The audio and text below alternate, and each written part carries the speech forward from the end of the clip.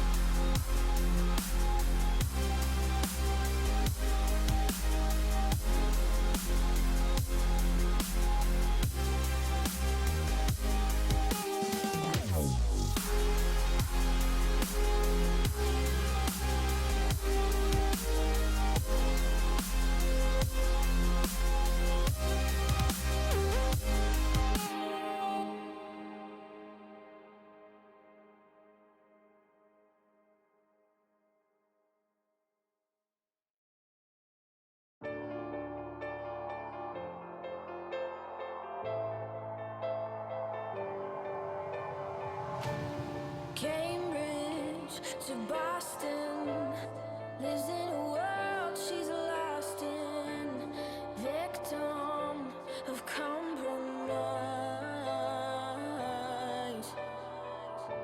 He's staring at her Aberdeen heart, London eyes, Glasgow bones. She's whistling the catacombs, a paradox. He's in love. All right. I think we're about to start. Is everybody ready? Is everybody ready for this? Is everybody ready? Are you guys ready? All right. Where are we? Here we go.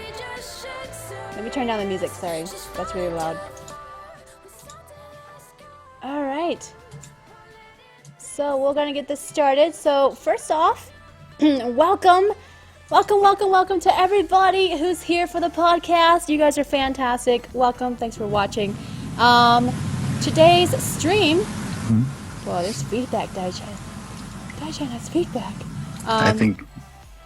Is your mic picking up something? Maybe? Okay, we're good. Are we supposed to hear? We're good.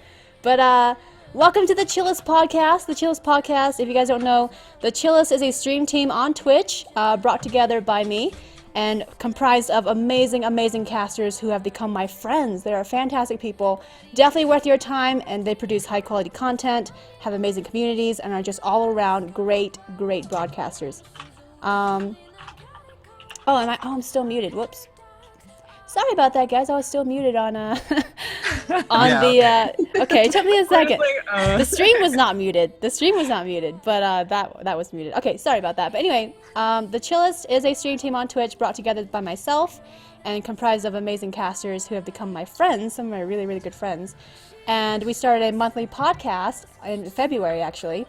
And it's been going on since, and it's been awesome. And we cover things like Twitch, streaming, video games, just anything and everything that you guys would probably find of interest. And it lets you guys get to know a little bit more about us, our perspectives, our interests, our experiences as broadcasters, especially because, you guys watch us, but, you may not know what goes on behind the scenes or what it's really like, and what we do, day to day and stuff like that. So this podcast is meant to kind of unite all of our communities and kind of show you guys this other side of us that you guys don't normally get to see. So that's what the whole point of our stream team is. But today's topic, as you may or may not know, is balancing real life. I always put that in parentheses or in quotes because people, they question, like, what is this real life you speak of?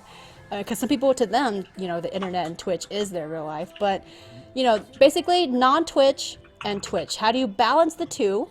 And, the challenges associated with that, our own personal experiences and everything like that. So, and basically to give advice kind of on people who might be facing the same stuff we're facing.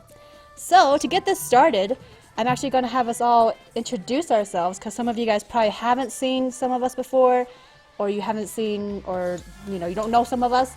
So we're going to do some really short self-introductions here. And then we'll get the ball rolling with questions and discussions. And those of you in chat, please do feel free to throw questions at us. If you want a question answered that's relevant to the topic that we're talking about, do at Snowlit or mention Snow in your question and we'll address it. But at any point in time, just feel free to throw questions at us because it is an open discussion, open conversation. So don't feel shy. Like if you have something you really want to know that you want all of us to answer, please do mention that. But welcome. So first, I guess I'll start off the introductions.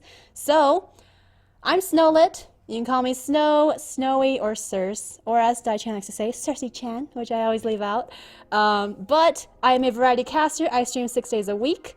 As you know, I'm the creator of the Chillest. Doesn't mean I'm the leader per se. They call me the leader, but I'm really just the one who brought us together and kind of does things like these monthly events for us. Other than that, I'm no more superior than anyone else on the team. I view us all as a cohesive unit that has every say in every decision we make on the team. So I used to stream a lot of Warframe, but now I do mostly variety. And recently I've done a lot of Skyrim, Stardew Valley, Heroes of the Storm on occasion, Final Fantasy IX, which we started today, Black Desert Online, and I used to do a bit of Blades and Soul. So kind of a little bit of everything here and there. I haven't quit Warframe, but I do stream it a lot less compared to how I used to stream it. And I've been streaming for the past year and a half, so that's really about it. So we'll go clockwise. So Lynx is next. Hey guys, I'm Lynx, and I am kind of more variety now than I've ever probably been. I've been playing a lot of, just a little bit of everything. I play Guild Wars 2, I play Path of Exile, I play Diablo, I'll play Final Fantasy, and then I'll go and play like something completely random. So I'm kind of all over the place with games because I can't quite figure out what I want to stick with, but that's the beauty of it. You can't tell what you're into for the month or the week or the day. So yeah, I'm kind of variety, and I stream pretty much every day except for, I don't really have an off day. So whenever I'm not feeling great or something like that, I'll take a day. But yeah, very, very variety lately. And yeah, mostly I've been playing a lot of Path of Exile as of late, and I hope to also get into some Final Fantasy IX. I'm so excited. Oh, I know. I'm so excited. I can't wait. So we're going to play that probably this week, and you guys should do the same. Yeah. It's like on sale too. I think it's like 20% off. So scoop it up, get it. And that's pretty much it. All right. Okay. Hi guys, what's going on? My name is Official Daikon, been known as Dai-chan or the Opinus. How's it going? I'm I'm more centered around retro gaming, so I do anything mostly console gaming, from NES all the way to the Wii U. I do center mostly around Nintendo games. I grew up with a Nintendo, so that's my childhood, and I've always loved Nintendo products. Not to say I'm a fanboy, probably am, but love Nintendo games, and so that's I'd like to recreate the couch gaming experience on my cast. So all the games that I do play are from the console, and I modify the consoles to have them output the highest quality video possible when I do stream them.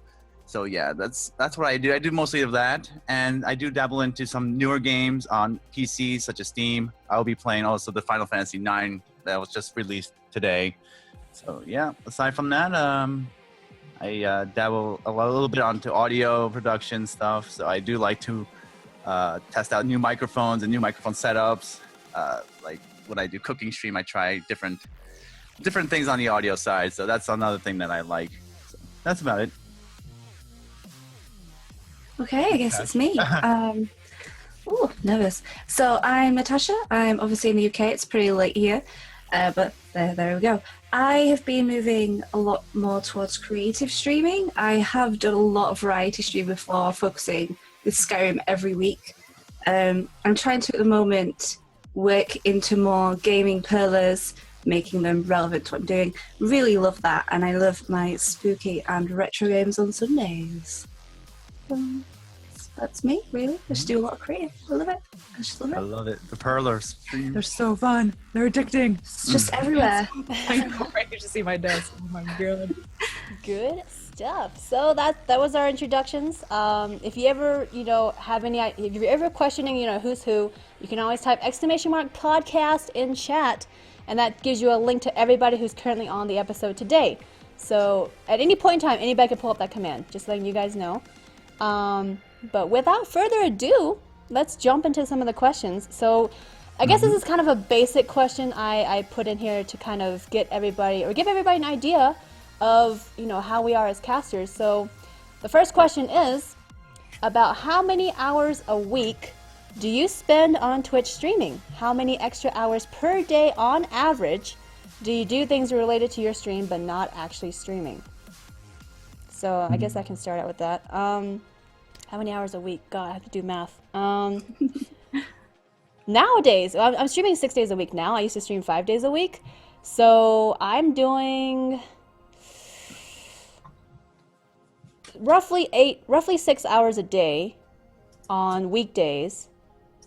So that's like times 4-ish roughly. So that's 24 plus usually up to 10-hour streams on the weekends. So that's another 20. So 44 hours roughly, give or take. So anywhere from 40 to 50 hours a week is how much I stream. And then outside of streaming, on average per day, about 2 hours probably outside of streaming, doing stuff related to the stream, whether it's networking, social media, watching other caster friends of mine, and that kind of thing. Anybody else can chip in.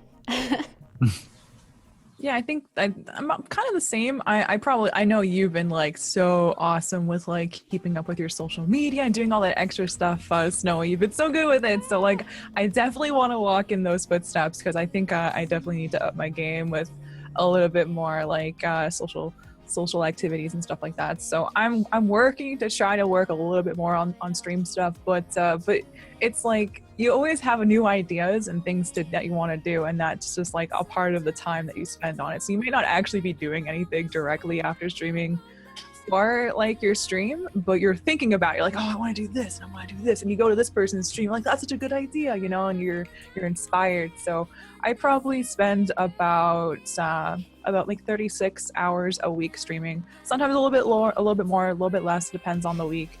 But then after streaming, I usually hang out and stream, so that's like another hour or two. And then I'll work on something completely random. That's another hour or so. So yeah, I would definitely say probably a good 10 to 15 hours a week, just like not even streaming and just thinking purely about like doing streaming things and planning things and, you know, talking to people and getting things going and setting up graphics, talking to people about graphics and figuring out all the things basically. So yeah, it's kind of intense. Like you think that once we're done streaming, we're like, okay, gonna go watch some anime, gonna go to bed, gonna go cook, gonna go work out. But it doesn't go down that path all the time. Like maybe for some, I'm not gonna lie, sometimes I'll just go run to the couch and watch anime. Won't lie about that, That what was it? That giant 2 sofas you put together? Oh yeah, so I got like my sofas and I smushed them together, and it's like this cube of just couch, and it's like pillows and blankets, and it's like, how can you not just dive into that after streaming for like 6 hours? And I would. Yeah, and just like veg out to some anime or something or Netflix. So I've been doing that, but yeah, I'm always thinking about stuff, and yeah, it definitely is something that's always on your mind. I think as a streamer, you're always wanting to better your stream, and you're always wanting to improve it, and you want to like just, sometimes you'll be done a stream and you think to yourself, I kind of feel like streaming again, you know? So I know some people do that, but definitely putting in those hours, even when you're not streaming. I think most streamers kind of do that as well, put in the extra hours, for sure. Yeah. Yeah. Yeah, as far as I'm concerned, I do have a full-time job that I have to wake up for and get to at 8 o'clock in the morning. So I try to balance things out, and then so far I stream about I do stream mostly 7 days a week, but I tend to stay around 4 hours, so usually 8 p.m. ish to about 12, sometimes, you know, give or take an hour, and then I spend a lot more time off cast, talking to my graphics guy Scott, or finding other ways to improve my cast as far as production value, audio equipment, or finding new consoles to play, and how I can modify them or set them up so I can have them project the highest quality video when I do stream them. So that's another thing, and a lot of scene changes, transitions, playing around with different software, and trying out also different plugins that run on, let's say, OBS, to see what works the best. That's what I spend, I think, most of my time on, rather than streaming. And sometimes I actually play video games. Let's say if I'm playing a console RPG, like an old school RPG where I need to grind, I might grind off cast. So those are some of the things I do. I've done that. Yeah. So that's me. Cool. Well, I kind of tend to go around 26 to 30 hours streaming a week. I do have a part-time job as well that I do 3 times a week. If I am without my phone and tablet, I'm lost. Like, where is my phone? I need it. So I'm constantly on Twitter, constantly on social media, keeping up with other people and seeing what's going on in the world, with Discord, keep up with everybody. I would say I can't even put a number on how much I put in a week off stream, because I try not to count it. I'd be a bit worried, but I'll be at work and I'm like, how can I use this 15 minutes break to do something good? How can I do that? I think just agreeing with what Link said, you kind of think about it all the time, dream about it, sit there, eat my breakfast, like, what can I do later on? Up all night thinking about it. Yeah. Made in bed at 4 a.m. Like, I'm at work in 6 hours, but what about this graphics? I need to change that. Yeah, that happens. Yeah. All the time. All the time. All the time. But so awesome. So I guess you could say that Lynx and myself are full-time, and then Tashnar and Daichan are part-time streamers. So we have that. And let's move on to the next question then. If anybody has any question, by the way, while we're talking and it's relevant to what we're talking about, please feel free to throw it out at us. If you mention @Snowlit in your question, I will see it, and then I can actually ask everybody if you do that. So feel free to ask questions, don't hesitate. So, I mean, we already kind of talked about it, but this next question, do you have a job, whether full-time or part-time, outside of streaming? Do you find it difficult to balance streaming with your job? And for those of you those of us that don't have another job, you know, how do you find that compared to, you know, if we had a job and stuff? So discussions away, basically. Dai comes a full-time. Do you wanna go right in there? Yeah, I have a full-time job. I've been at this job for, let's say, the last, I think, about 10 years. I do IT work, and yeah, it's a basic 8 to 4 job, Monday through Friday. So I do have the luxury of having weekends off. I used to work weekends. I used to do retail and stuff like that years ago. But yeah, now I'm more of in a steady 8 to 4 job. So which makes streaming pretty easy because I have that schedule where it's locked in. I don't really, I mean, aside from overtime that I have to do for special projects and whatnot, it's consistent, which makes it easier for having like a streaming schedule or starting at a certain time. I mean, I know some people that have day jobs that have night shifts sometimes, and that can definitely throw off one's schedule. So I'm definitely fortunate to have that.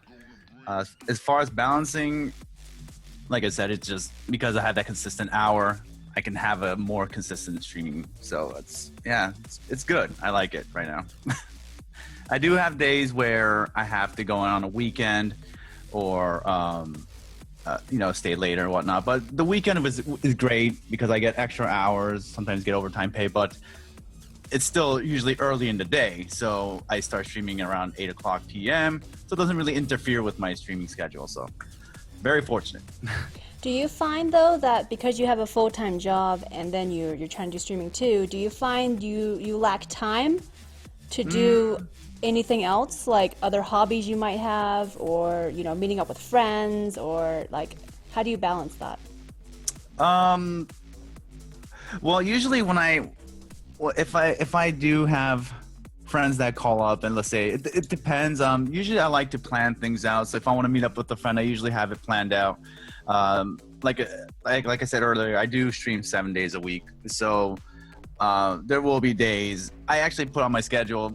Saturdays and Sundays are random. So I will have days where I just won't cast, and I'll let people know on Twitter saying that, you know, I'll be spending some time out or not stream for that day. And the community is very, very supportive of it. They understand that I have a life too outside of Twitch.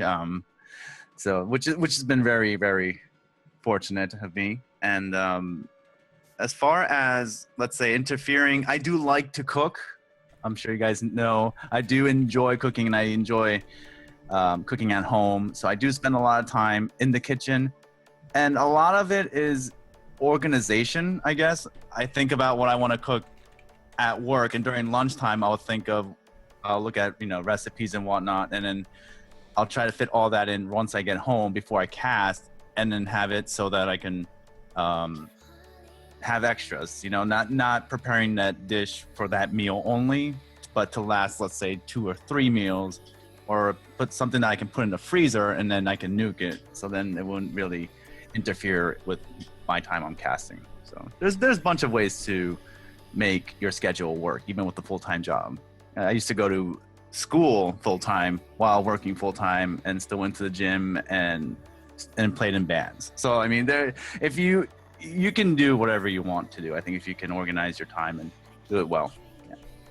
Okay, well, then we have Tashnar, who has a part-time job and then streams as well. So how does your experience differ from Dai's, and let us know your side of it. Okay, well, Predator just asked in chat. I work in retail, so as we all know, sometimes I have to work on a Saturday. I actually work opposite Saturdays, which if I finish, I'm really tired, I don't necessarily want to stream that day. I have it set on my schedule as Friday or Saturday. With working around things, I kind of have one free night a week after, like, say, sub perk on Mondays, Tuesday, Wednesday casting, Thursday I go climbing with my friends, so I've just been, Friday or Saturday, and then all day Sunday. So it is difficult to sometimes keep up with people, try fit them in the daytime. Although I kind of think of it as I've set the schedule, I kind of pick what my time is, and it works for me. I cast quite late for UK time really, but it's how I have to do it because I can't always guarantee I'll be ready, depending on work and depending on when my tea is cooked. So as a result, do you have a set schedule then, or is it kind of you just kind of go when you can because you don't know your availability? I just changed it a little bit, so I just changed. I have it set at 9, but if I can start early, I will try to. But on a Wednesday now. No, a Tuesday, which is always my day off, I start at 7. So I have tried to work around my schedule a little bit to make it a little bit more friendly and to do more. Sunday is a big day because I don't work Sundays, thank God.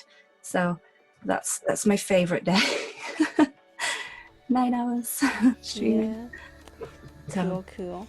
So I guess in a sense you still have a lot more free time compared to like Dai in terms of doing hobbies, going out with friends, other things you would do outside of streaming. Yeah, I've kind of made it so that I can still see people because I do have a few different friend groups and they get mad at me. So Oh man. Well, and then there's the other side of it. Lynx and myself, we don't have another job, another source of income outside of streaming, so we're doing streaming full time. I guess even though we do full time and it gives us the flexibility to set our own hours and everything like that, do you still find it a struggle? Yeah.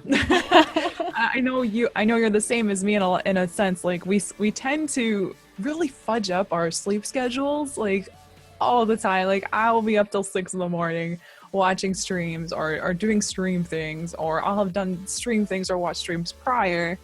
And then I'll be like, it's 5 o'clock in the morning. I can watch a couple episodes of anime, then go to bed. It's like that's not the smartest idea. But I think when you're streaming full time, and I think a lot of people can relate to this, the chances of messing up, it feels like you don't have enough time. Like it sounds so ridiculous, but it seems like you just don't have enough time, even though you have all this time now to dedicate to it. It's like it's still hard to manage it. I think it's because you're in charge of it, and it's not like you have a boss saying you have to be here at 8.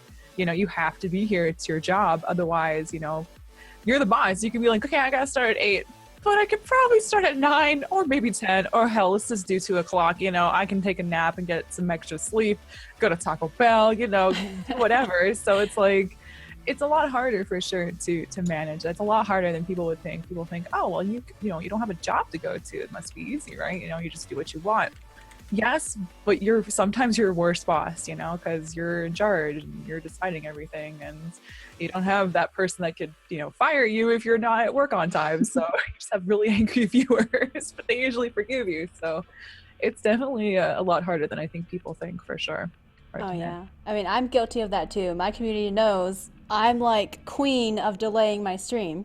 Me too. I do it so much, and it's got to the point where they make comments like, it's not a Snowlit stream if she doesn't delay it. So, I get that too. Yeah, right? Oh, she's late. What else to do? Even an hour. So in a sense, I guess more than anything, we don't have that, a boss like Link said to tell us to, be here on time and to start and whatever. But at the same time, I think on the flip side, even though we don't have that, we have kind of a moral guiltiness that comes on the side of like not living up to our community. Like I know that our communities are forgiving, they understand, but that doesn't prevent us from feeling bad for not delivering content like we want to, because it's not even that we feel the obligation, is that we feel we're just letting our community down because the community is so much a part of our lives. And I'm not saying that, part-time streamers don't feel the same way. I know you guys do too, right? If you have to cancel a stream, or if you have to, like, Dai, you went, on vacation for 2 weeks. Did you feel bad about, I mean, I know you did it for personal reasons. Did you ever feel like you were not delivering content to your community? Did you feel any kind of remorse or guilt? No, definitely not. I do. I mean, I don't want to say it that way because, we all, just like being at a job, you do have to take some time away from certain things and spend time for yourself and have pleasure in other ways of life, whether it be traveling or, just sometimes you need to disconnect yourself to really miss it and to be inspired to come back. So that's also a good way to take a vacation. And also, I will always keep in contact. So I kept contact with via Discord or Twitter, or just whatever it may be. I try to find some way to deliver some sort of content to the community, one way or another. So. Well, I mean, speaking of content, does anybody here do content delivery outside of streaming, like YouTube, vlogs? Tashnar does. To-do list. So let us know how that is compared to fitting that in with streaming. I'm finding it difficult, to be honest. Yeah. I'm trying to do the sub perks offline. It's usually perlers, so I'm recording that and trying to put it on YouTube. It's not.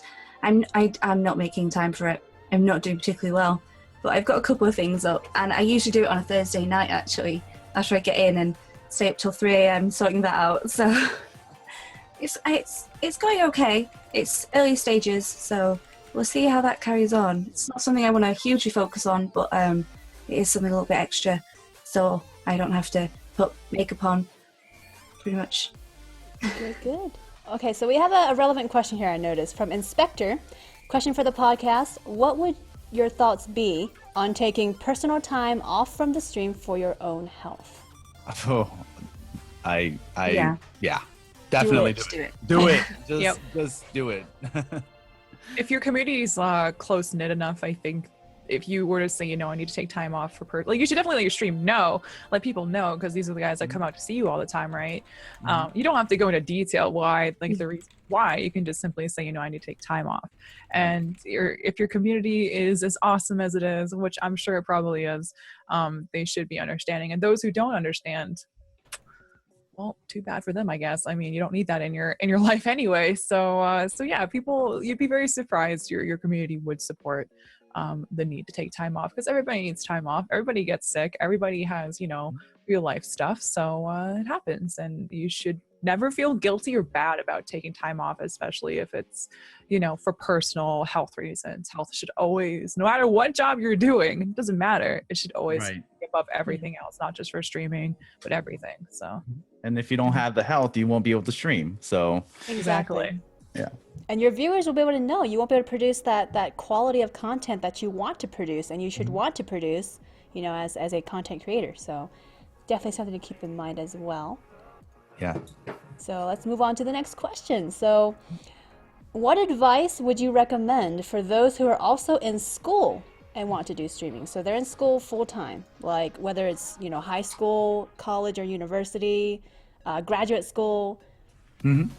Advice. Well, for me personally, I guess I could kind of chip in, because I actually did streaming while I was in graduate school. So I do have a Master of Science degree that I'm not using, but, I do have that. So I have a bit of experience because I started streaming when I was still in grad school. And I guess it depends on, it all comes down to, what Dai mentioned before, time management. Because, you can definitely do it, but if you're not a very organized person, you are going to struggle. And it's not even that, you have to sit down and put sticky notes on everything. You don't have to be that detailed per se, but if you're really bad at managing time and being able to, allot this time for going to classes, allot this time for doing schoolwork and projects, and then allot this time for, doing actual streaming. If you're bad at doing that, then, and even if you're bad at doing it, you can actually train yourself and condition yourself to be able to handle it better. But I would say it's still doable, but as with anything, whether it's your job or school, that should always come first before the stream. So if you have a project due and it's due like midnight the next day and you're streaming for some reason and you haven't made any progress on your project, what are you doing? You know? Prioritize. But anyway, for everybody else, as far as how school goes, I don't think there's really anything else to add to that for me. Yeah. You got it spot on. Yeah. How far have you guys been out of school for a while as well?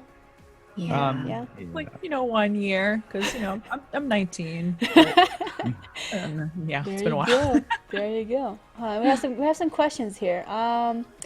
Do you think this is from Dr. Rudy, do you think being a full-time streamer affects how you interact with your viewers and mods because you rely on them for your income more? I don't understand the correlation between having the mods and income. To me, that's kind of I'm kind of uncomfortable to answer it that way.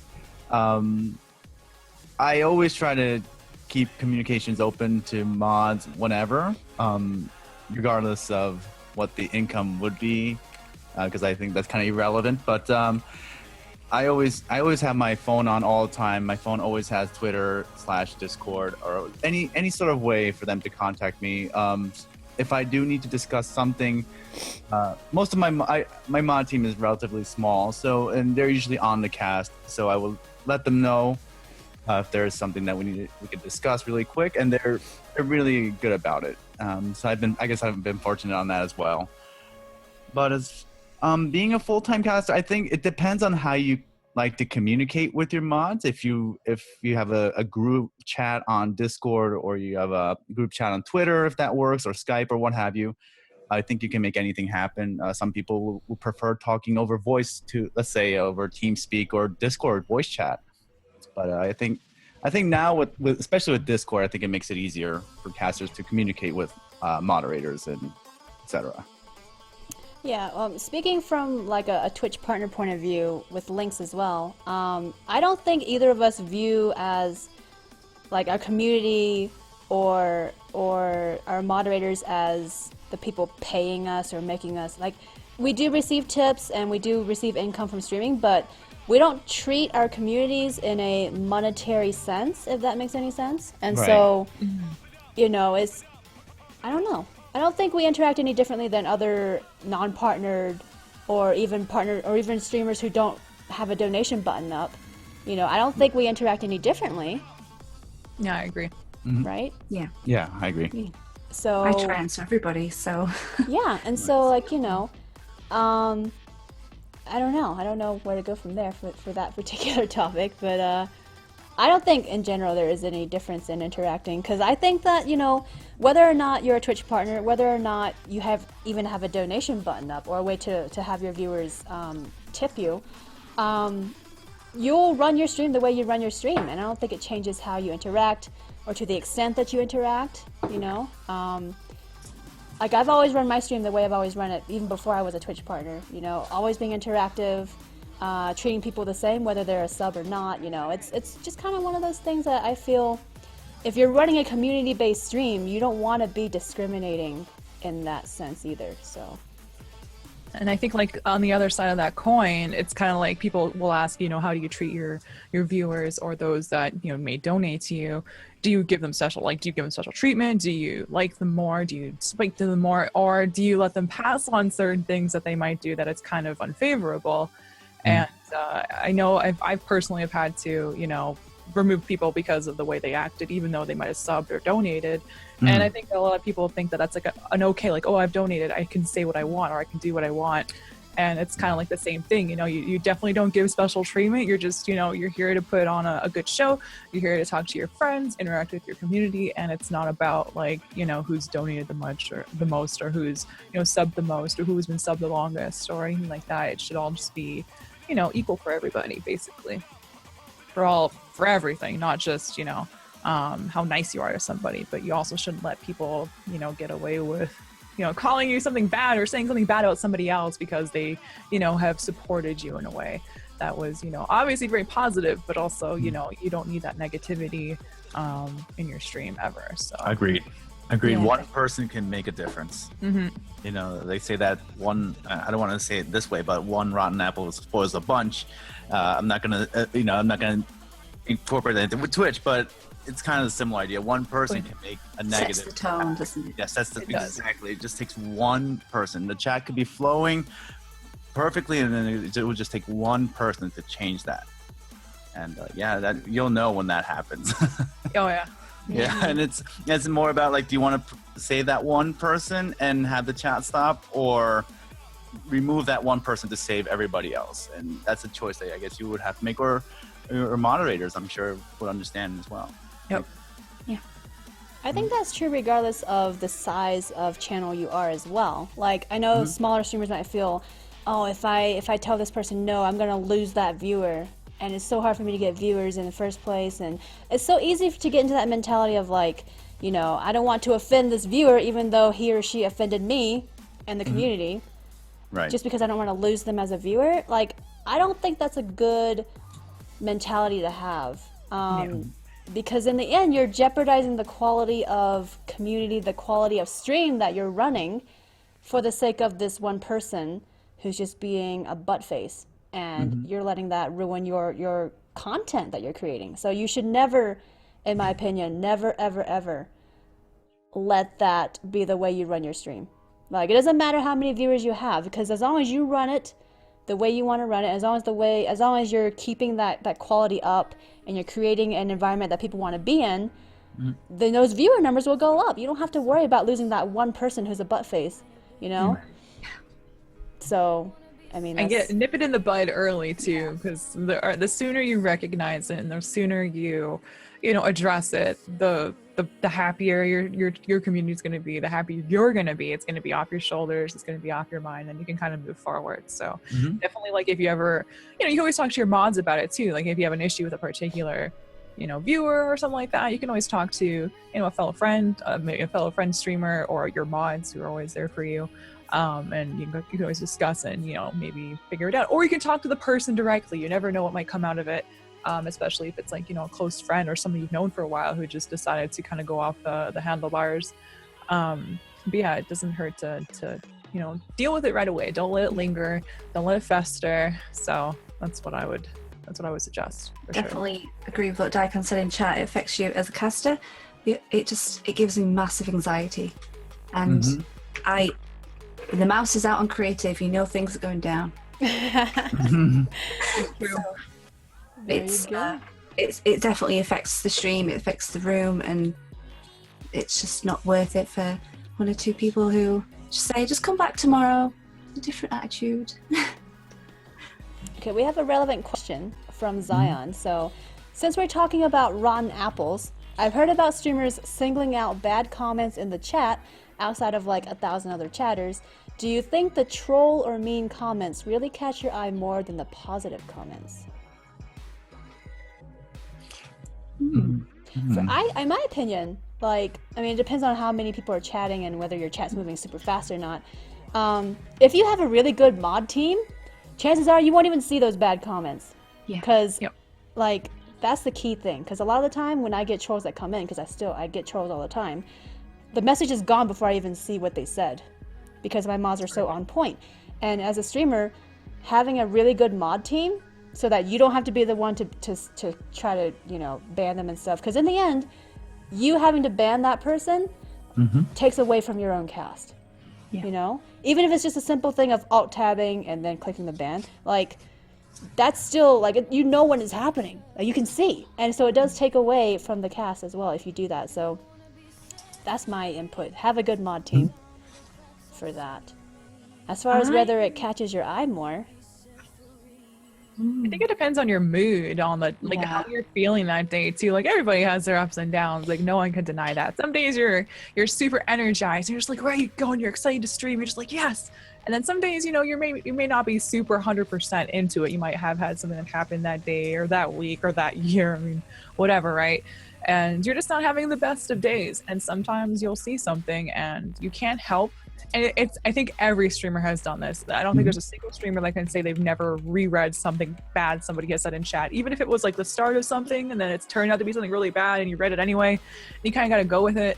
But even sometimes you just can't help but read it and maybe do a play on it and try to turn it around and make it more, make it more of a lighthearted kind of thing. And it's hard. It really is hard to always 100% ignore every single bad thing that happens in chat or is said in chat by somebody. I don't think anybody has ever just completely blocked it 100%. There'll always be somebody that says something back, or a streamer that gets affected by it. And sometimes it's just that one thing. It could be the most stupidest thing. Like, I personally hate when people will tell me, you're doing this wrong, you're playing this wrong, you're going the wrong way, why are you doing it this way? Like, that's what, like, you can call me any name in the book, but once it gets to telling me like how to play what I'm doing, it's a whole different out. It's like the worst, right? So and then you can't help but get a little frustrated because you're like, I'm just trying to play the game. Can I just go away? Yeah, and that's like after, like, and it'll be like a torrent of people, like one after the other. It's just like, you can't help, your blood starts to boil, your face gets really hot, and you're just like, I just want to Hulk smash you really badly, man. Really yesterday. So I mean, it depends. Some days you're fine and you'll just be like, see you, man, bye. And then some days you will respond to it, and I think it's a very natural thing. Not that it's the greatest decision, but it happens. And you know, anybody at any given day could definitely respond to a bad troll or a bad comment, and you know, your chat will be like, no, calm down, it's not a big deal. But you get it every day, it's hard to calm down all the time about that. So it's a little bit some people like to raise that topic. I'm like last night I was playing Super Metroid, and you know, that was my blind play. I've never played Super Metroid, and I was playing it, and there were comments on chat where I was being made fun of, like, well, why would you do that? Like, don't you know how you beat this boss kind of comments? And it's like, no. And I tell them straight up, listen, no, I don't. Like, don't treat me like I'm like not a good gamer or anything. I've never played this game before. I know it's a cult, not a cult classic, but it's a classic game. And I'm sure 99% of the population played Super Metroid, but I was one of those. I haven't. No, I'm on your team, man. Yeah, so you know, that got me a little frustrated, and I'm sure people on cast saw it, and you know what, I raised it, and I said, listen, this is my blind play. What do you expect? You know, some people expect, just because you grew up with it, you can't expect other people to play exactly the same as you do, especially if you've played the game more than once. You know, they're always. I mean, those people had to have played the game first time at one point in their lives. I'm sure they wouldn't have liked it if somebody talked to them that way. So it's good to raise that. I like to raise it as much as I can. Yeah. Yes. Awesome. Well, we can. I have one more question, then we're gonna move to the next question. But we have a question from Rio. You will always have your regulars and sometimes mods like to joke around with both the caster and the chat. How do you handle it, or even determine what level of joking or sarcasm that you're willing to accept? Would you just nip it in the bud and apologize later if you realize you overreacted, or would you leave it until you realize for sure it is getting out of hand? Or does it just depend on your mood at the time? I think it depends on the topic a lot as well. If it's something that can become quite problematic in chat before it even starts, I'm like, keep an eye on what you're doing, guys. Be aware of what the rules are, and then continue conversation. I think I've been in a few streams where they do play around with moderators and they have a joke, but if you're new to the stream, you don't necessarily know that they're friends, and it can come across as, let's abuse the moderator. So I'm very much like, don't. You can have put your foot down. You very much say, okay, calm down now. Once we start, no, calm down. I think it also goes with, you know, before you mod somebody, make sure you know who they are as a person and how they are in your community. Because, you know, I mean, I've been streaming for like a year and a half. I have modded and unmodded people. And my mod team has changed, you know, for various reasons. But, you know, some of those were not good reasons, you know. And so you have to keep that in mind, that don't go modding people that you don't know, you know. Like, Definitely. It's definitely, you know, having a really good mod team.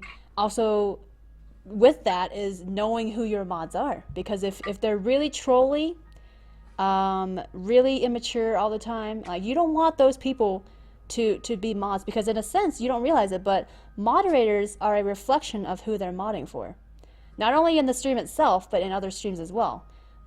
People will see like, hey, you're a mod for Snowlit, you know, they're representing you whether they realize it or not. And so you don't want somebody who's just a major butt face. Sorry, I keep using that word, Yeah. but like, you don't want that person to be an extension of you, representing you, when they're not a good person either, you know? So keep that in mind. I totally agree. Like, I've personally met two of my moderators in real life, and one of them's Jesse. He doesn't really count though, but my fiance. But I mean, you should definitely, if you're considering moderating somebody, make sure you pick, like, whenever I go through a process of recruiting new mods for my channel, it's a big deal. I love my mods. They do so much for me. They do so much for every moderators are just the essence of Twitch. I truly believe that they're awesome. Twitch wouldn't be the same without amazing moderators, and you shouldn't treat that role lightly. You shouldn't just hand it off to somebody that you really like, or you shouldn't hand it off to Joe Blow who donated $1,000 to you. You should give it to people who are actually going to be moderating your channel, who have been around long enough to let you know that they're not a butt face, let you know long enough that they're just true to themselves, because somebody can be one way in your chat, go to some other chat and be a completely different person, following the tone of that chat. And it's like Snow said, it's like a representation of you, and you don't want that kind of image out there. So yeah, I think you also, and kind of getting back to the question, if one of your or if somebody is kind of new to the channel and they're going along with the jokes, making fun of your mods, and your mods are kind of going on that kind of going with it as well, it's your chat, what's me and my mods, we joke all the time, we make fun of each other all the time. Sargasm's a scrub, so everybody knows this.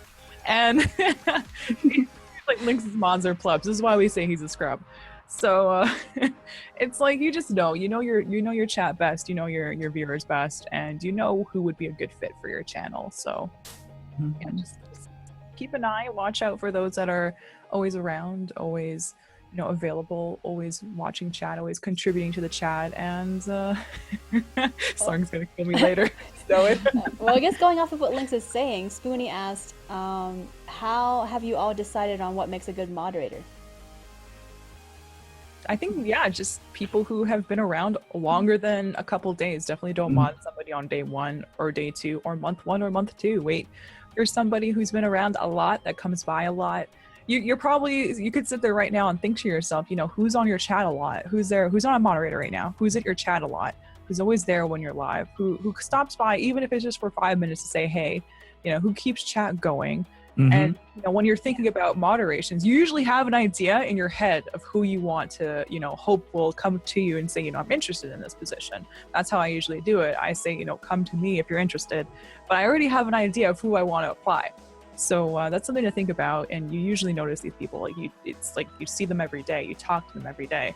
And they're, of course, if they're nice and everything, and they're a perfect reflection of yourself and what you're trying to represent with your stream, then they're probably going to be a good fit. And of course, I mean, as quickly as you can give moderatorship, you can also take it away. So if things don't work out, you can talk to the person, like, it's not working out. You were this kind of way when we first met, and now you're kind of taking a turn down, another road. So you can always adjust and stuff if need be. But you probably already know of a few people who would make a good moderator just based off of who goes to your channel on, who's awesome. So you have a good idea, probably. Tash and Dai, anything to add to that? Yeah, I like having variety type of moderators too. I don't just see moderators as somebody that's modding the chat per se. I know I like to have different personalities as well. Sometimes it's good to have contrasting personalities, I guess. I do obviously watch the chat, and I would time out my mods too if they cross the line, and I'll let them know, like, hey, don't. But some moderators are more active in chatting, which keeps the chat flowing, which I really, really enjoy. There are moderators that sit quietly in the back and not really chat, but are on point with moderating the chat. If something happens, they're right on it. There are other moderators that are slightly trolly, but it keeps the chat moving, and that's the one I kind of keep an eye out sometimes. But they keep the chat moving in a different light, and I kind of like that contrast and different different approach, I guess, on chat. Yeah, I agree. I've got a few variety moderators, and we do have a joke around, but I'm always like, oh, I'm just joking. Please don't be mad at me. You do have an idea, and especially I think with Deepbot, I think you can sort of see. Don't look at your viewer list all the time to see who's sort of lurking and hanging out. That's a really good tool in that way. But yeah, I absolutely agree. Like, my moderators are so different from each other, but they're so intrinsic to the stream that you can't imagine being without them sometimes. But I did recently have to message a couple of people like, don't think that this is... Well, it was really awkward, but they were all really good about it. So you have to sort of be aware that you are going to have to break up with the moderator at some point. It happens to everyone, yeah. Yeah, you just got to try deal with it and eat some cookie ice cream. Ice cream solves everything. All right, let's go on to the next question then. Do you live with a significant other, or do you have a significant other? If so, how do you balance your Twitch life with your significant other? Well, I'm the only single Pringle here, I think. Am I? Yeah. So I'll just get a cookie.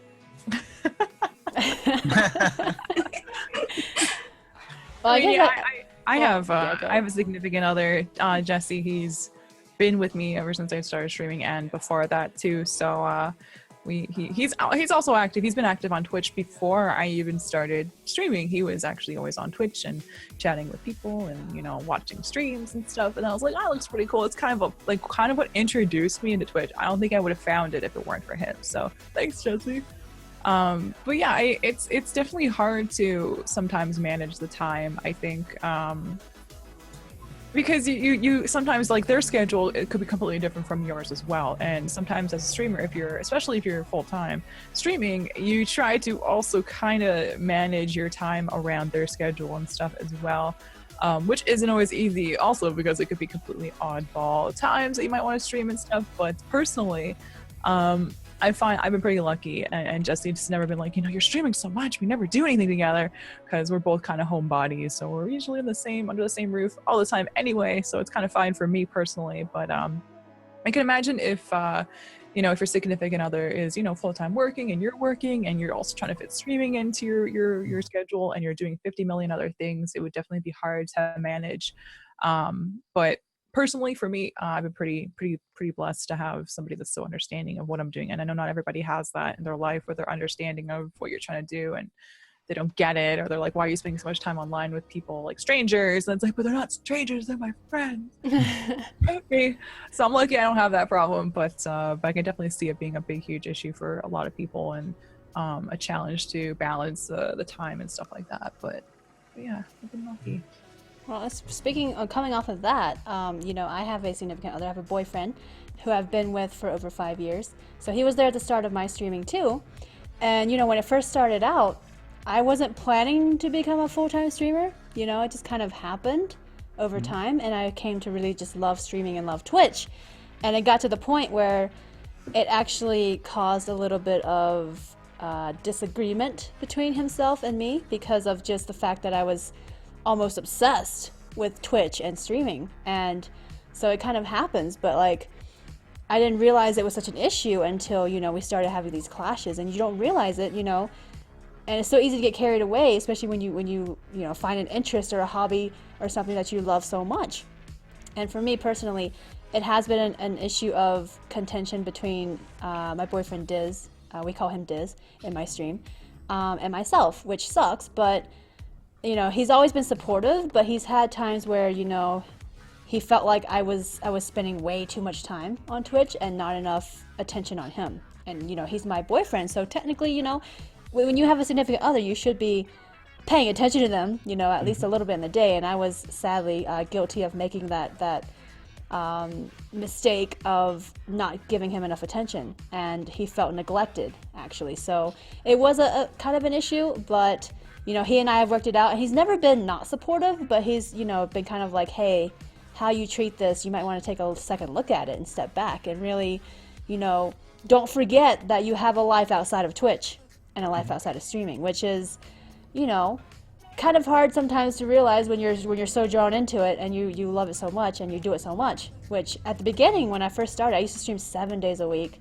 and I would stream like 10-hour days. Like, it was bad. But I've cut back. I started taking days off. I moved my schedule around to fit more with his, because he's working full time. It's an 8 to 5, 8 to 6, 9 to 6 job. And so, if I stream while he's gone and then, end around when he comes home, then it works out for us and we can spend time together. So That's good. it's definitely something that I feel takes a lot of balancing, and you have to step back and really look at it. Because it can be something that will destroy relationships if you let it. So. Right. Did I change? Yeah, I had this Or talk with Tash. my best friend the other day. She's like, I need more time. We need to Netflix.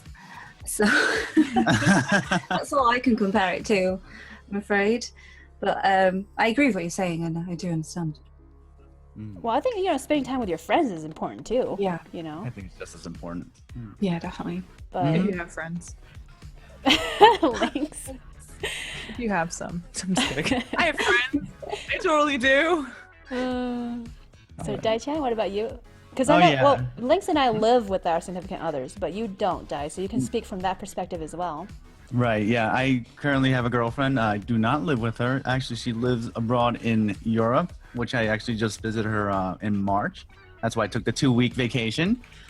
Spent time with her for 2 weeks and came back. She's planning to come visit in the summertime. We do have a long distance relationship thing going. So she does have she lives in a different time zone, which we've figured out how it works, kind of deal, and it's been working.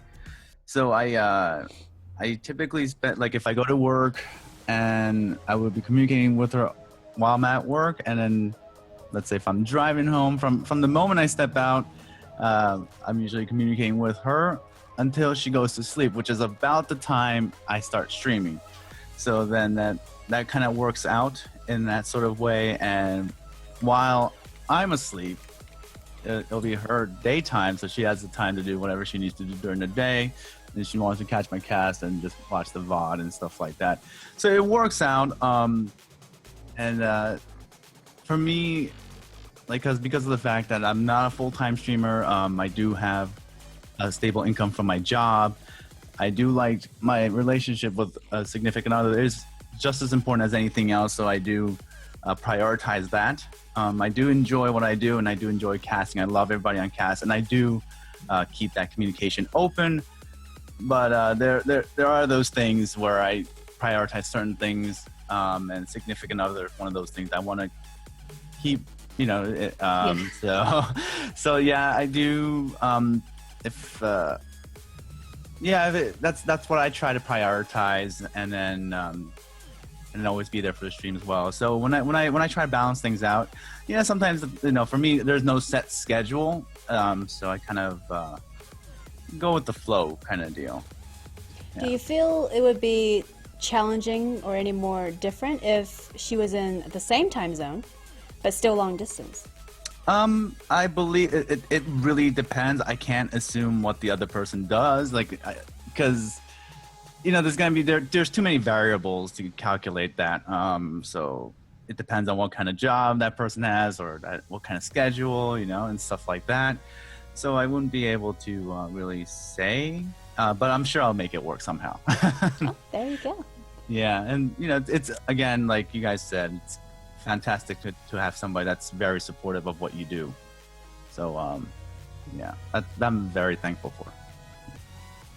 Good. Tashnar, do you have anything to add? I know you don't have a significant other right now, but if there's anything you want to add, please feel free to. I feel lonely. I want a cookie now. I think everything you guys said is very relevant. You do have to prioritize your friendships or relationships as well. And I think sometimes you can forget almost that even if they're in the stream, you can forget that you're not necessarily spending time with them as a person, and very much need to balance that, which I have I don't need to do. So, yay. Yes. Good stuff. All right, so we can move to the next question then. Many people use Twitch as a form of entertainment over TV or even Netflix or Hulu or whatever other movie/TV show filming or streaming services. What challenges do you think non-streamer viewers face in regard to balancing real life and watching Twitch? Or even the challenges associated with being a gamer and then balancing real life with that? I think this can attest to moderators quite a lot as well. I think sometimes moderators feel that they have to be there all the time, and it's definitely, you want them to have time outside of the stream as well, and for their health as well, if you know a bit more about them, or for their happiness. So I personally don't really watch TV at all now. I usually watch films on a Monday with subs, or on a Thursday when I'm recording creative bits. But for non-streamers, I think a lot of people sometimes feel bad about not being able to spend time. I'm like, I just appreciate that you've joined us at all. And so balancing, I think a lot of the time they do okay. I think. I'm not sure. What do you guys think? I'm trying to understand the question. I know, me too. I'm like, Challenges. Well, there are a lot of people who spend a lot of time on Twitch. There's people in my community who are there all the time. They spend hours and hours and hours with me. But they're not casting. And then, same thing with like people who are gamers, and their new favorite game they've been hyped for the past like month or two finally comes out, and then they spend hours and hours and hours playing that. Like, for me, I think using Twitch as the subject is kind of irrelevant, because that could be the subject could be anything, whether it be somebody's at the bar all the time, or somebody's at binge watching TV all the time and not going out, or so. I mean, I guess just saying Twitch in general, I'm not sure if that's kind of I don't know. That's why I'm trying to think, how should I answer that? I agree with you, actually, that it's like, it could be it could be so many different things, not just Twitch. It could be a lot of different mediums. So yeah, I agree. It's like, I don't know. It's a tough question. That's a good question, but like a real thinker. Yeah, because to that person might not be a challenge. So yeah, I can't assume that. Yeah. I guess it's kind of more of a, can there be too much of Twitch? There could be too much. Never. And too much of anything, basically. Too much gaming or too much Twitch. Or as long as you're healthy, there's not too much Twitch. Right. Yep. If it's affecting your life, or it puts a hold on or stop on your life, or if it's ruining relationships or ruining your health, then it's one thing. But if some people can multitask, some people, and some people have productive lives that just enjoy it as a hobby and spend time, but they can still manage their life, then who's to say what challenges or whatever, so everything in moderation, right? It's like, video games, everybody loves video games. Who doesn't like video games? Crazy people. But like, you don't want to sit there for 24 hours straight playing World of Warcraft, which people have done, which is mind-blowing. Unless it's like a 24-hour stream, then you're okay. But I mean, you're mentally prepared for that. But it's like everything in moderation, besides drugs and certain things. Obviously, I'm not promoting doing drugs, guys. But certain things in moderation is fine, and I think Twitch kind of falls under that spectrum. Video games in moderation, drinking in moderation, anything. A lot of things can go under that spectrum.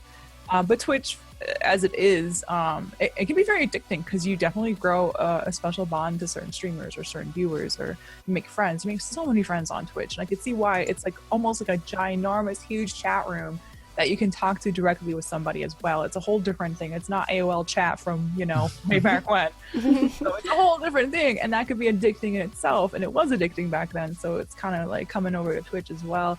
It just keeps getting better and better too, so I can definitely see why it could be very addicting. And just don't forget your friends, your work, to sleep and to eat, and go to the bathroom and play with your pet and take your dog for a walk and see your girlfriend, boyfriend, whatever. Like, just don't forget the fundamentals of life, and you'll probably be fine. I mean, like I said, Twitch moderation could be a great place, but you definitely don't want to make it your entire life, you know, unless you're a streamer, but even then streamers know like the boundaries most of the time. So yeah, I don't know. Yeah, but it also shows that Twitch is that amazing, you know, where there's tons of fantastic casters and viewers alike for you to get that, like, that caught up into that much of Twitch and be really absorbed into Twitch. I mean, that's how amazing Twitch is. And that's amazing. Mm-hmm. Well, I guess that kind of is a good like segue into our next question. This is actually the final question. So after this, we'll probably take some last minute questions from viewers and stuff. But do you do any exercise outside of Twitch or streaming? How do you balance a healthy lifestyle while being a streamer/gamer? I'll start with this one. I used to go to the gym quite often before Twitch. I used to go 5 days a week. I had a set schedule and so forth. When I started Twitch, I did sign up. That's when I moved to a different apartment. I did go to that gym there, near there, maybe 3 times a week because of the fact that I was trying to cast full-time work and stuff like that. Balancing that with casting was a lot more difficult. But I still did go to the gym, consolidate my workouts and whatnot. But now I moved to this apartment in August, which then that gym became too far away. It was about 30 or 40-minute drive. So yeah, I had to cancel that membership, and I haven't gone back, which I should start going back because I'm noticing changes. And but recently added exercising to my cast while casting. Play games while casting, so I'm going to try to do that. And definitely take walks outside, especially now that weather's getting warmer, if it does. I don't know, it doesn't seem to be winter still here. But yeah, it's when I was at the gym, I used to get Wi-Fi, so I used to watch people's cast while I was on the treadmill, or even have or lurk on somebody's chat with the headphones on and listen to the casters talk while they're playing the game. While I was working out or stretching or what have you. So I guess there are ways to still get a workout while being connected to Twitch. I guess does that make sense? I'm not, Yeah, no, it does. So I've done that before. Yeah, now with the modern age, 2016, I'm sure there are other ways to be connected, even while being healthy. You can go outside and take a walk with you and put a partner streamer's cast on mobile or audio only and listen to their cast or what have you, while not killing your cellular data or what have you. So yeah. Well, as the podcast team know, I actually go rock climbing on Thursdays indoor, and it's filed my nails for me today. So I do that every Thursday. I did try to go to the gym every Monday. Doesn't really work out. It depends on how work is, to be honest. If I've been running around all day, I don't want to go to the gym after. I want to sit down. I don't want to chill out. But I also have joint hypermobility, which if you sit or if you sit for too long, if you walk around for too long, it hurts. So finding that balance is something I very much do struggle with, and going to the gym should help. If I get off my butt and do it, it's finding the time sometimes, isn't it? Finding the time. Yeah. As for me, I mean, I used to, way back when I used to do a gym routine, like a long time ago, way before streaming, before Twitch, before I even got back into video gaming, because I used to have a period in my life where, I didn't play any video games. I was actually a social butterfly of sorts. And so, coming back to it, especially when I first started streaming, streaming, a lot of the time you're streaming anywhere from like 6 to 8 hours or longer sometimes for a lot of people, and that's a lot of time to be sitting there, just sitting and being sedentary, being stationary. You're not moving, which is not necessarily good for your body for extended hours like that. Right. And so I gained a lot of weight. It was really bad. And then actually this year, starting in January, when like the New Year struck, I made a New Year's resolution. I know some of you guys probably don't believe in those, but I did, and I signed up for a gym membership right before the new year hit, and I started going to the gym 4 to 5 days a week. So I've been doing that since January 1st, and I'm still doing it. So I've actually lost a lot of weight, mostly just doing cardio, stuff on the elliptical. And so a lot of my community members have been like, hey, have you lost weight? Because like it's noticeable. They'll see it. And so not only do you feel good about yourself and, you know, being healthy and stuff, I mean, it's nice when people notice and they're like, hey, you look great, keep it up. And it's encouraging, especially for if you struggle with self-esteem, for instance. Like, it's great. Definitely a great way to keep that up. And, you know, it's super healthy. And again, like Tash said, though, it's about finding that time, which, you know, if you're doing stuff besides streaming, if you're a full-time job, part-time job, you're in school, it will be a lot harder. But, you know, even just like half an hour a day. Right.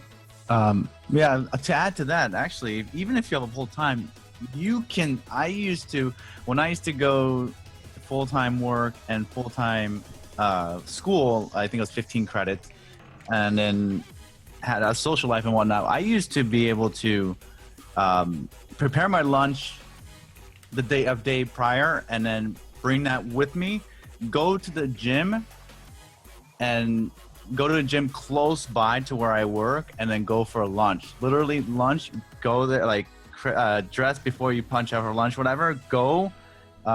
It could be actually, you can actually put your routine so everything is like low rest times and what have you, compound movements, so you don't have to worry about working out every individual part of your body. And then once you're done, you eat whatever your leftover was, and then go back to work. Or, you know, you can take a quick shower at the gym and then eat and then go back to work.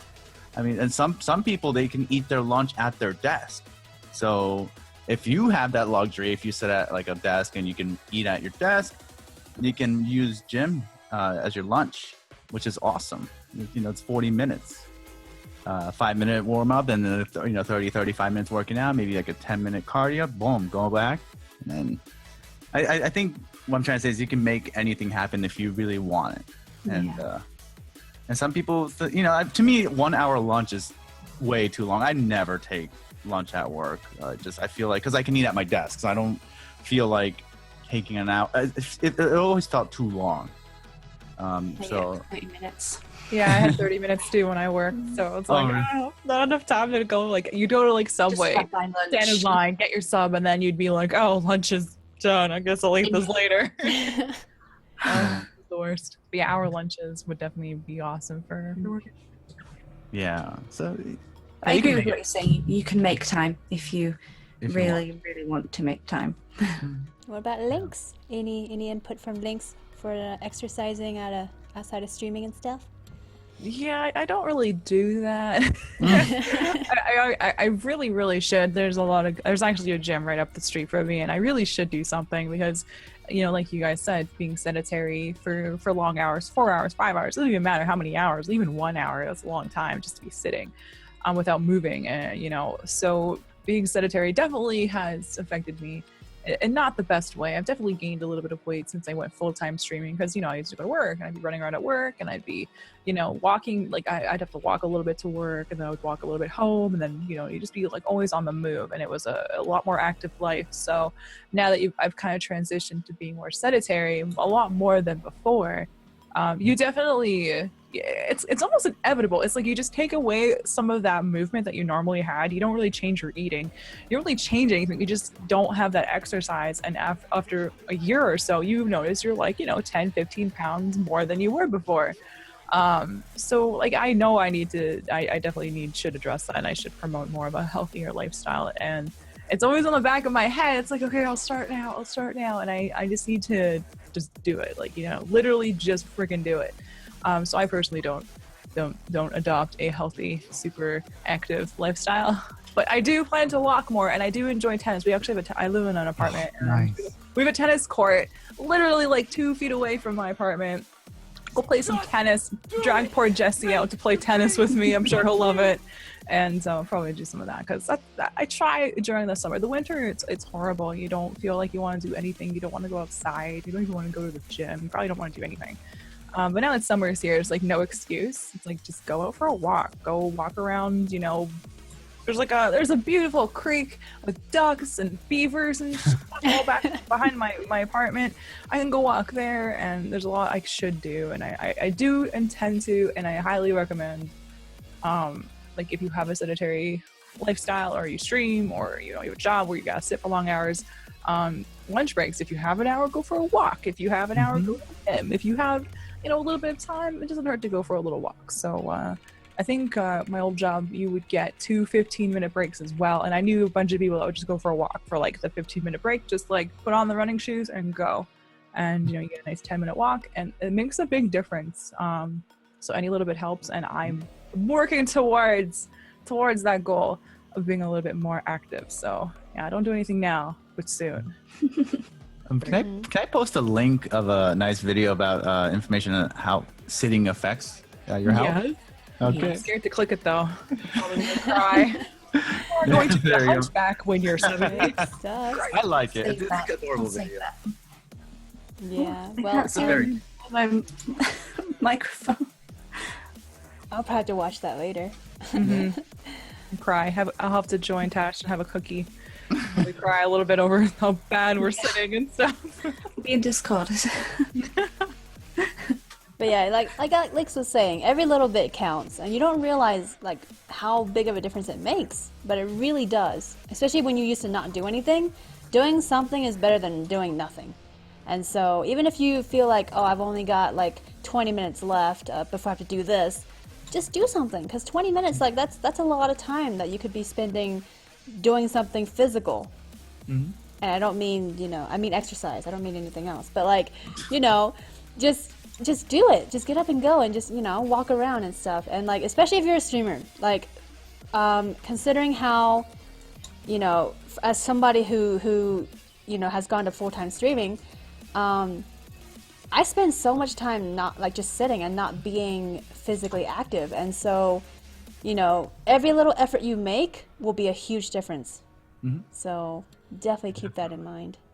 Yeah, I do that for my when I take a T and P break, I call it the TP break.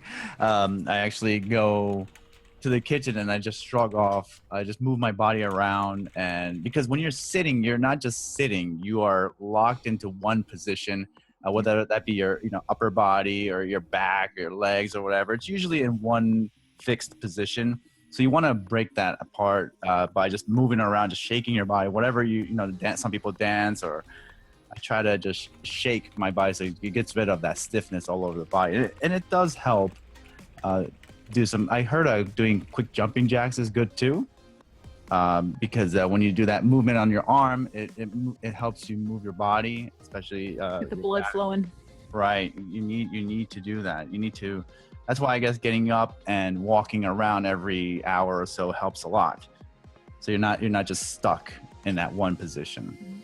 I fidget, like my stream knows, I fidget all the time. I haven't stopped moving pretty much. I step off cam a lot and kind of do stretches for my legs because, as I say, with my joints, it's something I need to keep an eye on. And just stepping off for not even a minute, doing a couple of stretches helps me out a lot. Or I turn the webcam off and I stretch in the chair. And yeah, I think it's important to get up and move around. And I've had breaks just because I'm like, I've just sat here for ages. I need to move. I just need to move. Yeah, what Tash says is a very good idea. This goes for not even just streaming. If you're gaming, like, yeah, Dark Souls 3 just came out and you're probably like no-lifing it out there, but get up, walk around, shake off some of that salt and rage because, it's not healthy. Take a break from the death. I know. Go outside, So- walk around. It's just good for you in general, and it's really important to keep that balance because you don't want to let go of it because, no matter your body size or type or whatever, you could be like the skinniest person in the world, but you could have health complications because you spent so long not moving, for so long of your life, and you can have back problems, joint problems, stuff like that. So you never know. It's always good to be healthy, regardless of what you're doing, but especially if you're a streamer and you're playing games a lot. So there you go.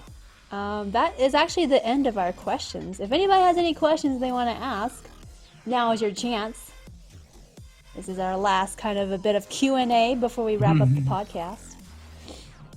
But it's been pretty epic so far. What do you guys think? Love Talking it. about this. Do you guys Really think a good lot question. about, off Twitch time? Like, do you think about a lot about like what you do when you're not streaming and like Okay. how that is, how you guys balance it. Do you guys think of that a lot? It's my job's pretty immensely boring. So most of my time at work is sat thinking about what am I doing for the stream? How can I make this better? So that's why I kind of can't put hours on it earlier. It's constant, I think, and as Link said, a lot of streamers are constantly thinking, how can I do better? Mm-hmm. And I just think streaming is fabulous. I'm just so happy. Agreed. Yeah, you definitely spend a lot of time thinking about like I said, I'll be up for hours after, it's time to go to sleep. I'm like, oh great, I'm going to bed early. No, my brain's not ready. It's like, no, we're gonna think about this. We're gonna think about the cast for tomorrow. You're gonna even think about the cast on Saturday, which is like forever in the future. But we're gonna think about that first, and then you can go to sleep. So it's like you're not even really, your brain just takes over. And I think once you've done something for so long, it's just like your brain has that muscle memory, I guess, to think about it constantly. Yeah, I actually can I ask a question? Yeah. Can I ask a question? Because I actually I have an interesting one. When you guys go to an appointment, or you get your hair done, or you go to the gym and you talk to somebody, or you talk to some stranger from some appointment, the dentist, whoever, and a lot of the question that comes up every time I go to appointments is, what do you do for your job? Like, what are you doing as your main job, or what do you do? How often do you guys actually say what you're doing, and how often, or do you maybe just say, oh yeah, I do graphic design, or I make videos on YouTube, and you don't actually say you're streaming? Like, what do you guys answer to that question? Well, it's funny because I actually had that question asked to me when I went to get my hair done for the first time. When I did the red. I mean, I'm gonna try to go to the same stylist, so she's not like asking me every time. But she asked me, what do you do for a living? And I was like, oh. And I actually told her, that I didn't say Twitch because she probably would have known what Twitch was, because Twitch is growing in popularity, but it's not known by everybody yet. And so I said that I am a video game live streamer. Like, I stream video games on the internet. And she was like, oh. And like, That's the answer every time. Yeah. Oh. Yeah, like they don't know how to respond. What is that? I don't know. I gotta Google it later. Yeah, but she was like, oh, that sounds pretty cool. And she didn't ask for more, but like, it was just kind of, it's always weird trying to explain what it is, and that it's a legit job for a lot of people, and it's definitely really awkward sometimes answering that question. But I get that quite a lot. People are like, oh, do you do anything else as well? I'm like, yeah. So I usually kind of explain it. I say, have you seen the gaming YouTube videos where they talk? I do that, but live. And they're like, oh, okay. And they kind of clock on it, because a lot of them are, say, older, or we know a lot of children in my sister's family. And so I'm like, it's like that Minecraft video, but I talk to people at the same time. So it's like an MSN chat room. It's fine. I haven't found anybody who actually knows, like, when I say that. They're not like, oh, I know what that is on, like, Twitch. Like, I've never gotten that. It's like, oh, that's cool. And it's like, yeah, you think I'm weird, don't you? It's never like no one seems to know much about it. It's like, it's such a close-knit community, but at the same time, it's such a big thing, like, Twitch is huge. And it's like, how do people not know about this? Like, how are they like still kind of like, what is streaming? What is live streaming? What are you doing? What is this thing that you're doing? Are you, like, it sounds silly. Like, it sounds more like a hobby, I think, to some people too, than an actual, could be a potential actual job. So yeah, it's always hard to explain it. Well, I find like I tell people more often now that I do tell people now that I stream. I used to be like, oh yeah, I do graphic design, because it was easier, because I'm like, oh, I work from home. I do graphic design. It was just easier that way, because people are like, oh yeah, that's cool, instead of, oh yeah, I'm a Twitch streamer. Oh yeah. What about if you say you're an entertainer? And see, that's weird too, because that can mean so anything. Yeah. Oh, that's true. Maybe as a girl more so, I don't know, but yeah, it definitely doesn't usually come out very. Usually, kind of the follow-up question is usually, what kind of entertainment? Yes. Where are you entertaining? Yeah. First time I saw a purple Twitch hoodie, I hadn't been on Twitch very long. I freaked out. I was like, oh, look at him. And was following him around the shopping centre, but I refrained. managed to I refrain. totally couldn't have. I've been like, oh, hi, you like Twitch? Can I interest you in some Wish I awesome... had. Wish I had. It's like we're a rare breed out there. It's like when we see the it, we UK, like latch onto it. A little smaller, unfortunately.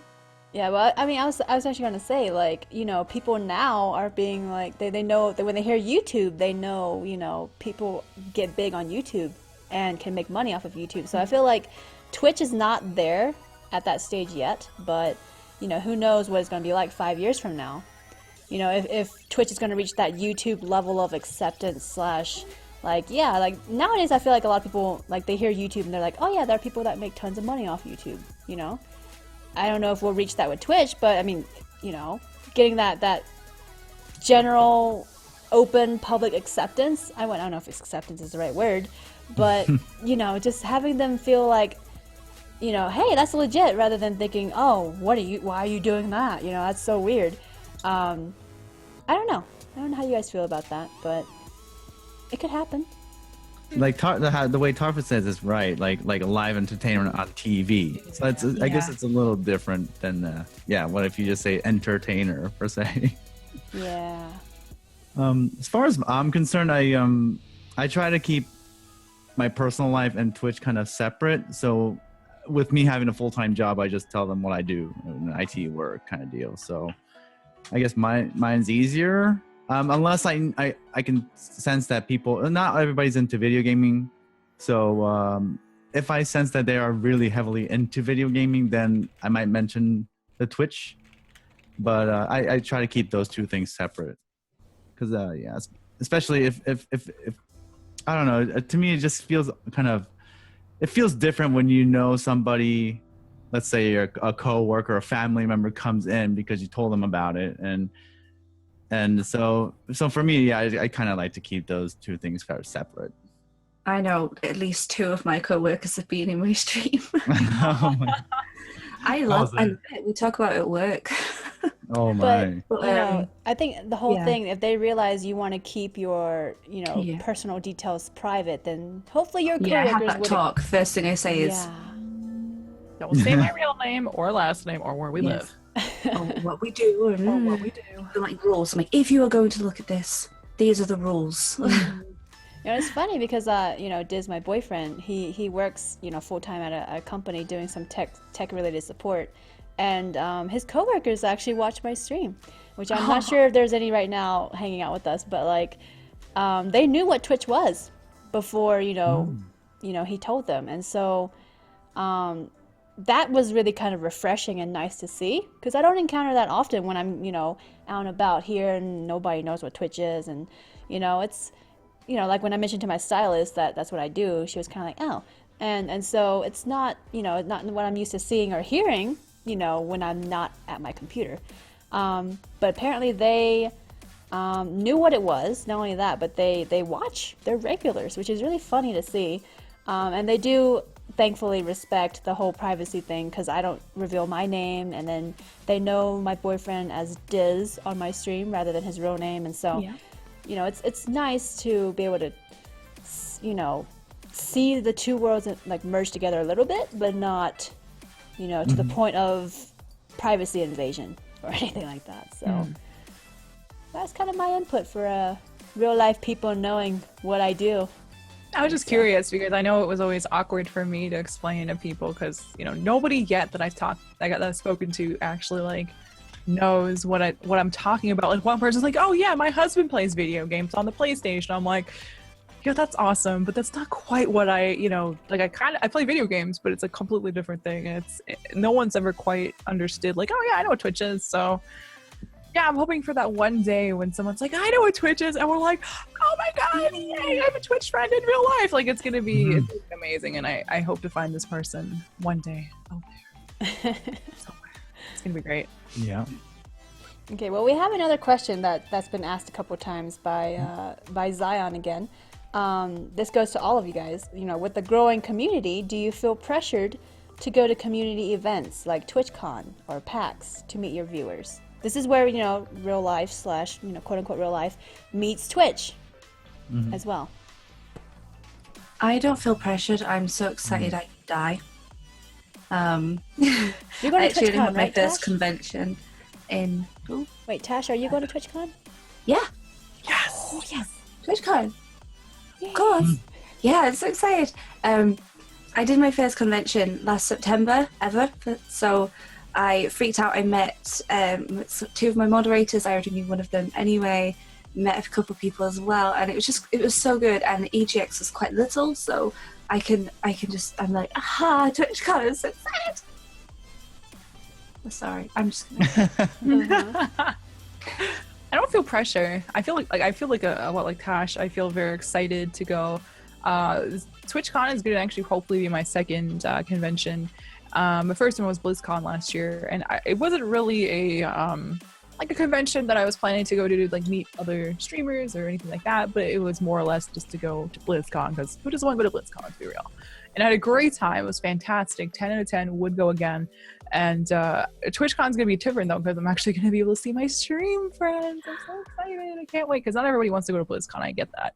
TwitchCon, I think, is perfect for streamers and people and viewers and friends who want to see their favorite Twitch streamers as well. So I don't feel pressured. I'm just super, super excited to go. But I know for some people, if it's, it's definitely expensive. It's super duper expensive. Oh my goodness. That's probably the only thing that would prevent somebody from going to a convention, unless they're super duper shy, which I totally am. But you know what? Yeah. For BlizzCon, it was like the most nerve-wracking thing ever, going on a plane by yourself, not, being in a completely different place all by yourself. So it was very nerve-wracking, but it was totally worth it. And I don't feel the pressure. No, I was really excited to go. I get quite socially anxious, so I'm super excited, but also I don't like crowds, so I'm probably going to have to get one of those nerve things, because I do this a lot when I panic. So if you see me doing that, I'm freaking out. So just pat me a little bit, just calm down. As for me, like I don't feel the pressure, I mean, like even before I went to any conventions, before I went to PAX South earlier this year and other stuff like that, I've had people ask me, are you going to attend any conventions or events? Like, people will ask, especially if you have a growing community, because they want to know. And a lot of the time, yeah, they want to meet you. And it's weird to think that, because I don't think of myself as a celebrity or anything of that nature, but people do see you kind of as like a celebrity, and they want to meet you because you're such an influence to them, and you don't realize it. And so, it's not so much pressure. I'm very excited too, because I went to PAX South earlier this year, my first convention as a streamer. Because I've been to anime conventions and all that in the past, but I wasn't involved in Twitch at the time. Whereas with this, when I went to PAX, it was an eye opener, to be honest, because I had people approach me, and they were like, "Snowlit," and I was like, "What?" Because people recognize you, and it's weird. It's so weird when they recognize you in person. And I'm still not used to it. It's really surreal. I don't know how you felt about it, Lynx, when people approached you and were like, sorry. Well, it was at BlizzCon, right? So I'm like, oh, nobody's gonna know. And this is like a little bit before I colored my hair in blonde. I always had the black hair, like jet black hair. And then I was like, oh, I'm gonna be blonde now. So people probably, I would have guessed nobody would recognize me. No one would know who I am. But then like some people would just be like, I'm sorry, hi. And I'd be like, hi. And you don't want to be like, who are you? Because it's kind of like, it feels weird, but it's like, I had like maybe, a good 10 or so people who actually knew who I was. And I was like, and they just come up to me and want a picture. And I'm like, this is so weird that it's BlizzCon and nobody should know who I am. And I literally was at like one spot the whole time. It was kind of like in the Diablo area. So I was there a lot. There was a bar. I won't lie. It was great. So it was like, first time I watched you, Lynx. Oh, see? And it was awesome. I was like, this is so cool, but it's so surreal, because it's like, yeah, I definitely look at people and I think to myself, I definitely want to meet this person, like streamers. And I get that feeling, like, who doesn't want to meet their favorite streamer? Like, everybody does. But I'll know, like, one thing I do remember is it just like the feeling of like, oh my God, this person's actually like excited to see me. Like, they probably watched me play Diablo forever, and they're finally seeing me like, in real life, and it must be really surreal for them. So it was really cool. It was really, really nice, and I can't wait for TwitchCon to see everybody. I'm gonna give so many hugs and butt touches, and it's gonna be great. What about you, Dai-chan? I'm not pressured. I know it's more because I limited on how many vacations or holidays, and that goes back to, I guess, balancing real life and streaming and so forth, because I am limited to how many days I can take off from work, and it's my job that I have for the last 10 years, so it's kind of hard to balance it especially with paying my own apartment in New York City area, which is really expensive here. So I guess financial reasons and all that, personal life situations and so forth, it is a lot more challenging for me to go to conventions, but I don't personally feel any pressure to. I did go to MagFest in February. It's a festival, gaming music festival down in DC area. And yeah, in February, and I actually got to meet several Twitch streamers and viewers. I was not expecting to meet up with anybody, but there were a bunch of Twitch casters and viewers that recognized who I was, which was really, really, really cool. And they were super excited, and I was super excited to meet them, and just talk about gaming and just Twitch in general and the convention, the festival and stuff like that. So yeah, I get what you guys are saying. It's not really a pressure, but more exciting, and it's really cool to interact with those people in real life as opposed to just that Twitch delay chat. I'm a caster, you're a viewer kind of thing. I'm excited. If I could go to TwitchCon, I would, but it's difficult with the situation I said earlier. Yeah. But it would be nice. Going to conventions is very expensive.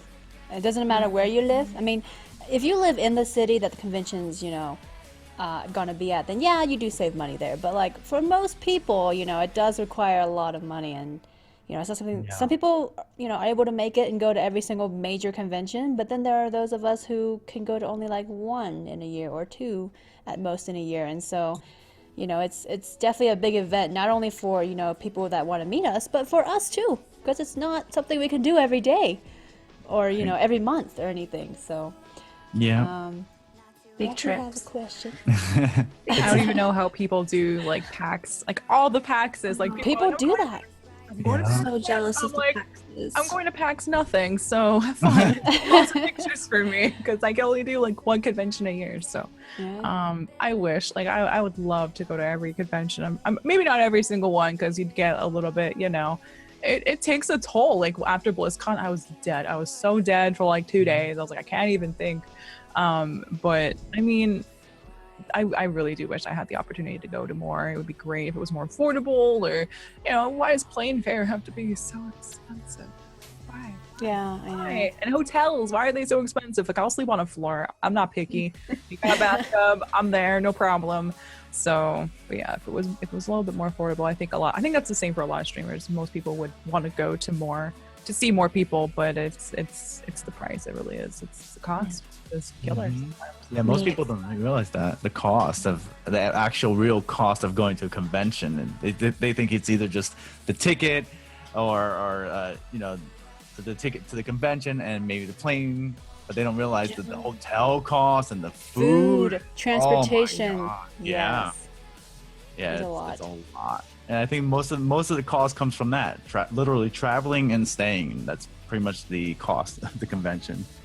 Mm-hmm. We have a question here from IceCap.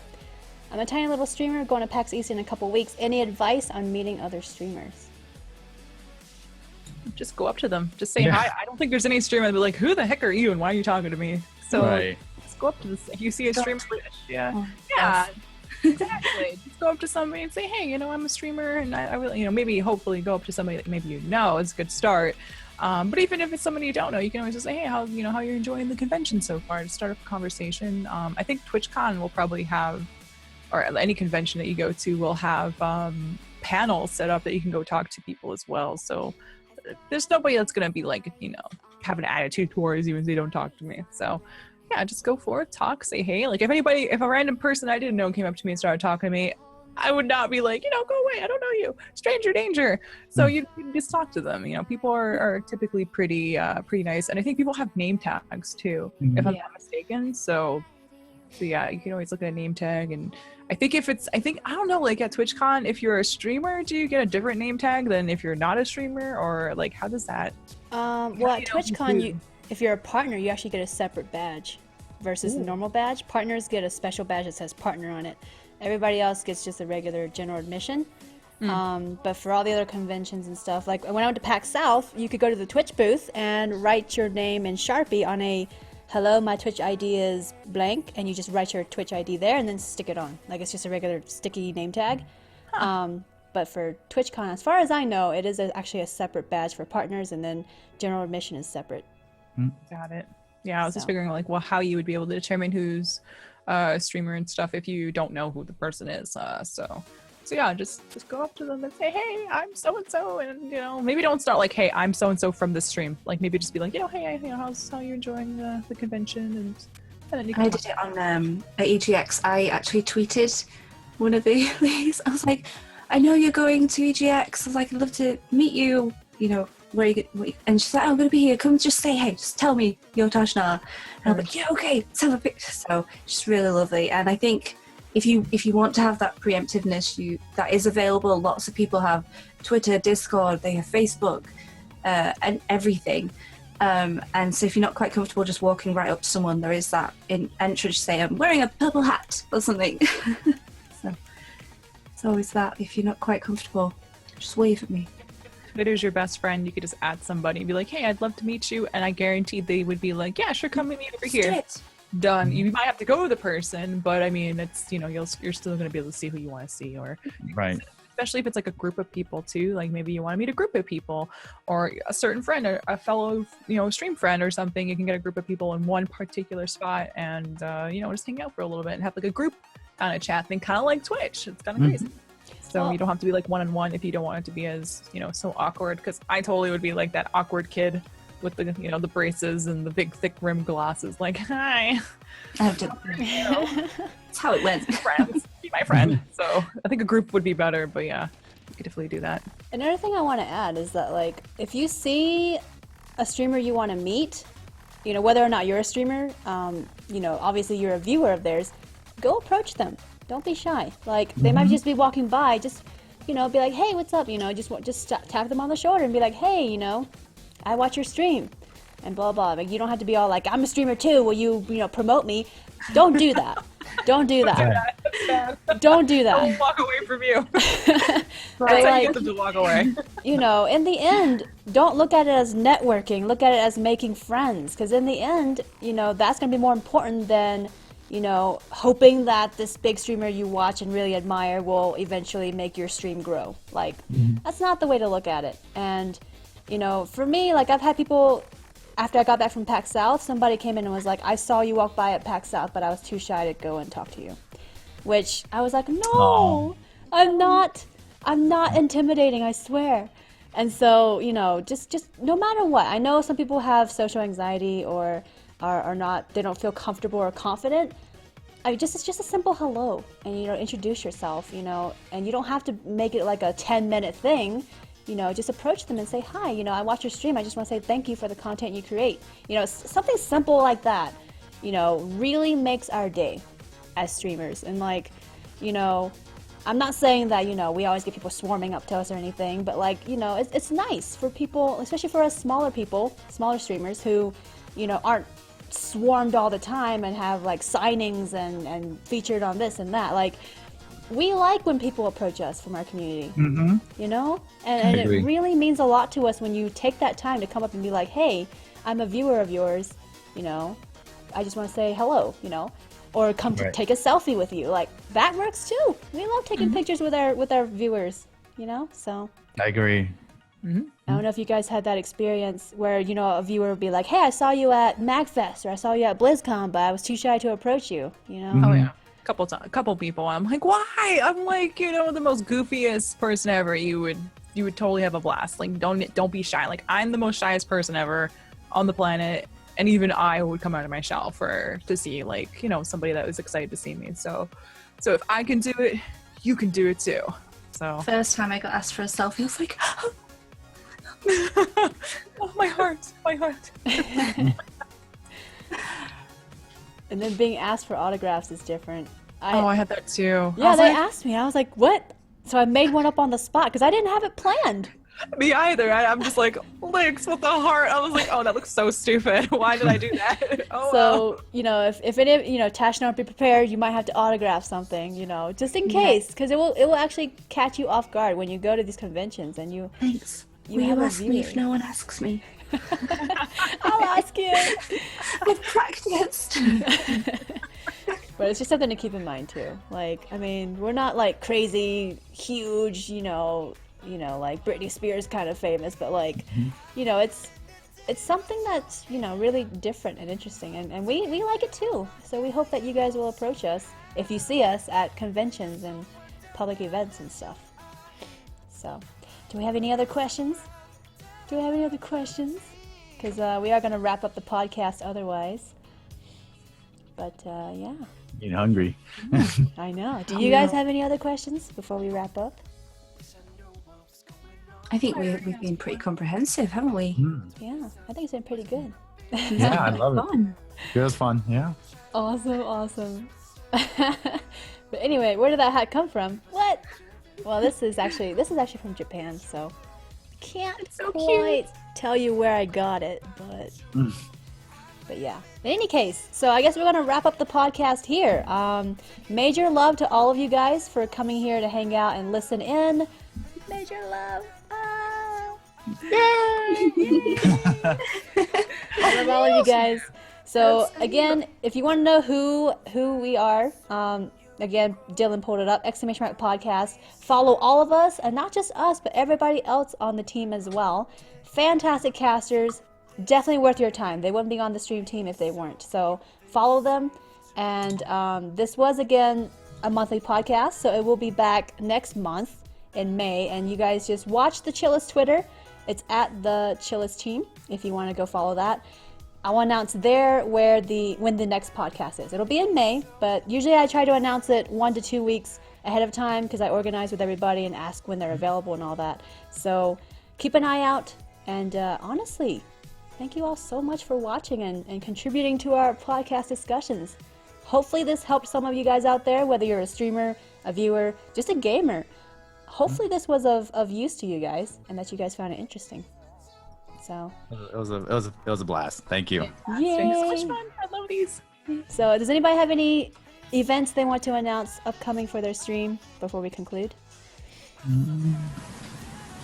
Not me. No? Okay, well, cool. In any case, like I said, this is a monthly podcast. We'll be back next month. But follow everybody on the team. And major love to all of you guys for watching. And I guess this is where we're going to call it then. So, Good. bye, everybody. Take All right, care. bye. Good night. Sweet dreams and all that good stuff. Definitely.